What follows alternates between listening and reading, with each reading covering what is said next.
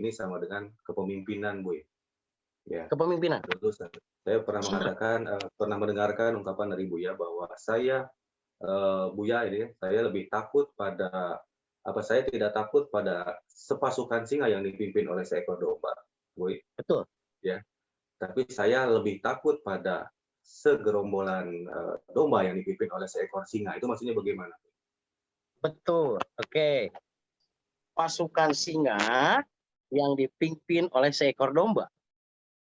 Dan pasukan domba yang dipimpin oleh seekor singa. Kebayang nggak rekan-rekan sekalian? Domba banyak. Oke, mulai dulu. Singa banyak, tapi pemimpinnya domba. Oke. Pasukan itu biasanya akan nurut rekan-rekan sekalian, akan nurut kepada pemimpinnya.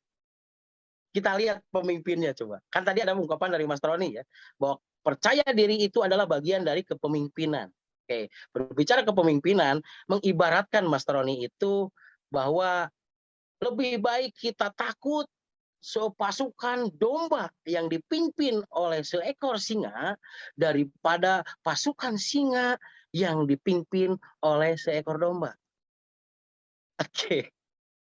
Pasukan singa banyak singa lah eta kawayang rekan-rekan sekalian eta lamun ngoet, lamun ngegel, lamun nanaon eta kawas kumaha eta pasukan 1000 singa. Tapi karena pemimpinnya domba, kebayang nggak sifatnya kayak domba? Benar nggak rekan-rekan sekalian? Oke, bisa dipahami ya. Sifatnya akan kayak domba gitu. Bisa dibobodo gitu. Ya duit ya, tuturkeun gitu. Jadi ukuran kehidupan teh duit teh tuturkeun gitu. Ayeuna nuturkeun kabeh pasukanana teh burusut pada eta rek dipencit. Ingat bahwa ada satu politik itu ada yang namanya teori gembala domba. Apa tahu teori gembala domba? Jadi yang dimaksud teori gembala domba adalah contoh gini. Saya punya satu pisang ya. Bukan pelepah pisang, pisang aja gitu kan. Nah, yang sudah saya buka nih, kulit pisang. Nah, supaya domba tersebut mengikuti saya, maka kulit pisang itu akan saya perlihatkan pada domba tersebut. Kebayang nggak domba lapar, saya perlihatkan kulit pisang tersebut. Apa yang terjadi? Maka si domba tersebut akan mengikuti kulit pisang tersebut. Benar nggak? Nah, saya hantarkan si domba tersebut ke tempat jagal. Saya ikut di tempat jagal. Nah, kemudian daun pisang ataupun itu ataupun kulit pisangnya itu saya nggak kasihkan, dipencit. Coba bayang nggak rekan-rekan sekalian? Banyak nggak yang seperti itu? Ya, jadi banyak pemimpin yang diiming-imingi oleh masalah kepuasan sesaat, harta sesaat dan lain sebagainya, menggiring manusia itu pada hal yang tersebut. Yang akhirnya pasukan yang dipimpinnya kayak domba, coba jangan takut ya. Kalau misalkan domba itu pemimpinnya, singa pun akan belaga domba. Tapi kebayang nggak? Kalau pasukan 1000 pasukan domba, pemimpinnya singa. Yang terjadi adalah pasukannya asyidda wala kufar, kan kayak singa gitu loh. Yang pantang menyerah ketika dia itu bertarung, yang siap mati ketika dia bertarung, kan gitu ya. Daripada saya diterkam oleh pemimpin saya, lebih baik saya mati di lapangan. Karena tidak enak kalau saya diterkam oleh yang namanya pemimpin saya. Begitu pasukan domba, pemimpinnya singa. Nah, begitu Mas Roni. Jadi begitu dengan kehidupan. Baik, Bu. Oke, Jadi memang, selaras dengan kepercayaan diri, Bu, ya. Jadi posisinya betul, apapun betul. kita ini memosisikan taruh bahwa kita ini serasa rendah diri begitu, Bu, ya.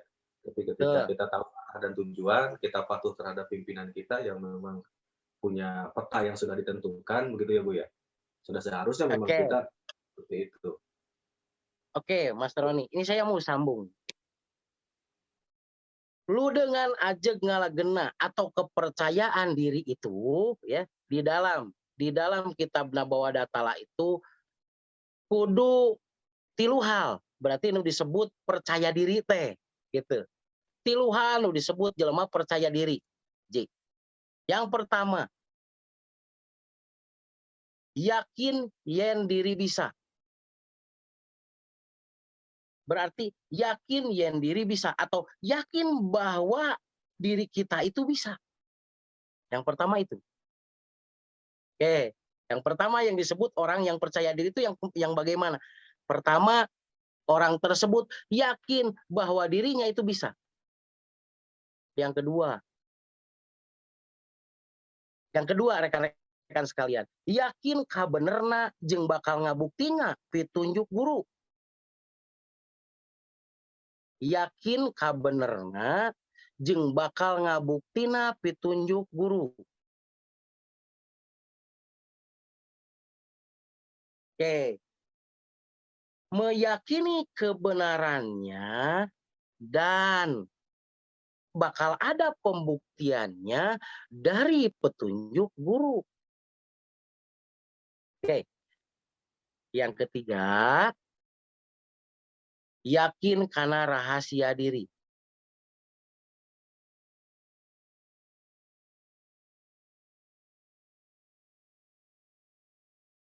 Nah, yang disebut percaya diri atau dengan aja ngalagena itu bisa dipilih salah satunya, rekan-rekan sekalian ya.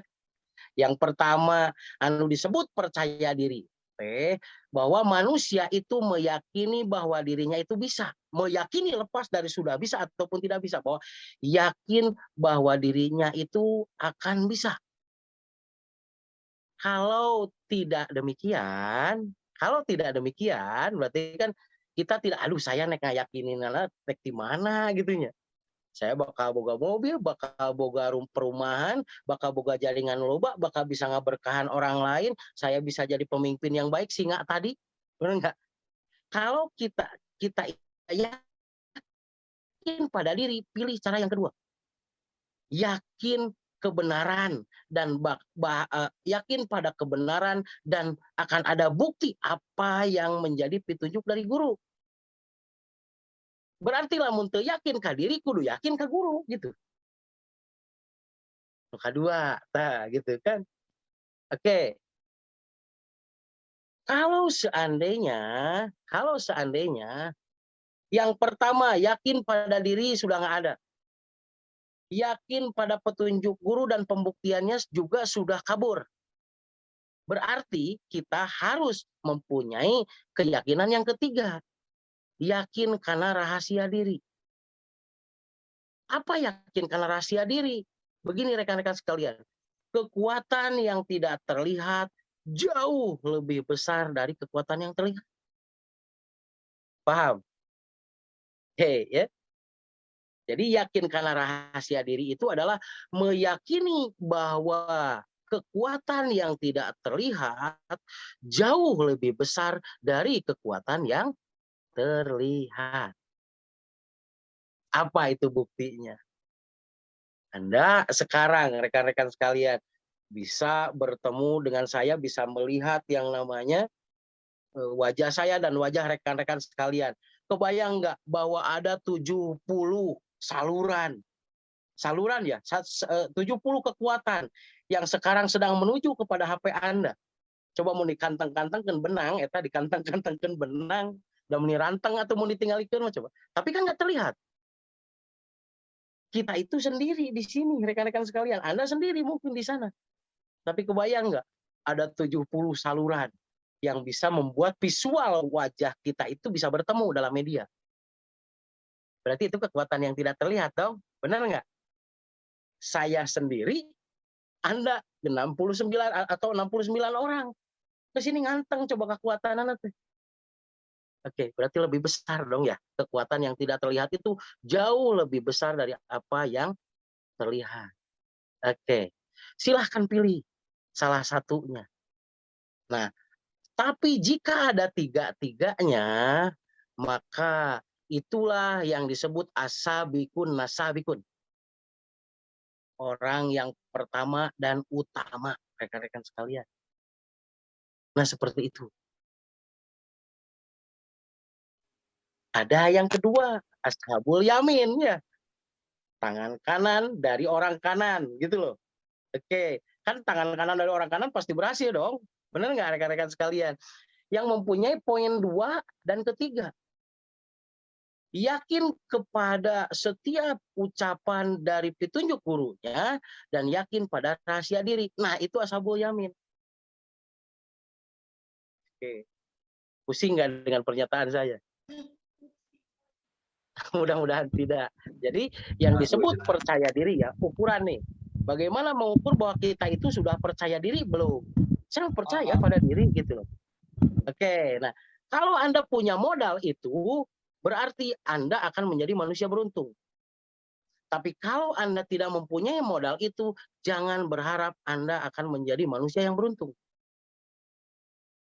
Namun orang terpercaya diri tadi, kayak misalkan gitu kan, Auhi misalkan, aduh saya mah percaya diri lamun papangi jeung jelema anyar, bener enggak? Sok bingung kudu naon gitu, kudu ke saya dilakukan, goyang nggak rekan-rekan sekalian? Padahal bingung itu akan menimpa seseorang ketika seseorang itu dengan koleris dan yang namanya melankolis. Kalau seseorang bertemu dengan orang koleris dan melankolis, itu biasanya yang suka down orang itu, benar nggak? Kalau koleris jarang anu seliti heula gitu loh. Melankolis ningali setelan, tingali ti luhur sausap rambut, ningali tiba saya kakana pas saibas dampal, ningali kuleuh dataran nanya ti heula atuh melankolis mah. Benar nggak? Ya itu mah bukti loh, rekan-rekan sekalian ya. Orang melankolis makan kuleuh taran nanya ti heula. Lamun orang koleris paling cadu tan nanya ti heula. Sorry aing kudu nanya ti heula cenah. Benar nggak? Da orang flegma Betul, Boy. orang flegmatis. Mana rekan-rekan sekalian ya, orang flegmatis dan sanguin kurang can ngomong ge geus ngadareukeutan urang, bener nggak? Oke. Oke, seperti itu ya. Jadi kebayang nggak rekan-rekan sekalian yang akan mempercepat rekan-rekan sekalian mencapai jaringan yang besar adalah ketika Anda bertemu dengan orang yang sanguin dan flegmatis. Anda bakal cepat besar gitu loh. Kalau Anda sudah bertemu dengan orang sanguin dan flegmatis. Karena jarang terjadi konfrontasi. Makanya rekan-rekan sekalian, kalau Anda ingin cepat nih jaringannya itu cepat berkembang, sok pilarian anu naros ti heula jeung nu ngalonyeng ti heula geura. Nah, itu biasana gitu loh. Rekan-rekan sekalian ya nu sok da jeung nu koleris mah hese nek ningkat sok konfrontasi wae, protes wae. Sok geura. Nah, tetapi kalau sudah ada yang melankoli, yang sudah ada yang flegmatis dan sanguin, yang flegmatis dan sanguin, orang-orang melankolis dan orang-orang yang koleris itu akan cepat tertarik. Begitu.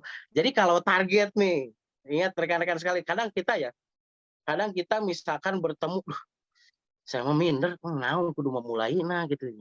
Oke, kalau orang yang tidak bertanya duluan kepada kita gambling sebetulnya rekan-rekan sekalian ya. Orang tersebut kahiji pedit, yang kedua termasuk melankolis ataupun koleris. Nah, seperti itu. Tapi kalau orang yang nanya duluan, udah gampang closing lagi coba. Tidak closing juga, dia gampang jadi jaringan. Oke. Nah, bagaimana berarti yang harus kita fokuskan adalah bagaimana kita bisa menarik melankolis dan koleris, benar nggak? Jelema anu sok markadeweng atau jelema anu sok analitik gitu loh. Kan itu ya yang harus kita pikirkan, benar nggak? Oke. Berarti kalau melankolis itu berbicara rapi, sengit, klimis. Nah, itu melankolis. Paham nggak rekan-rekan sekalian? Ingat, kenapa saya harus ngomong seperti ini?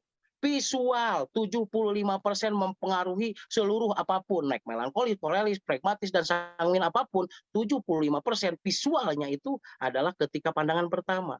Kesan pertama begitu menggoda, selanjutnya terserah Anda. Nah, seperti itu rekan-rekan sekalian. Oke.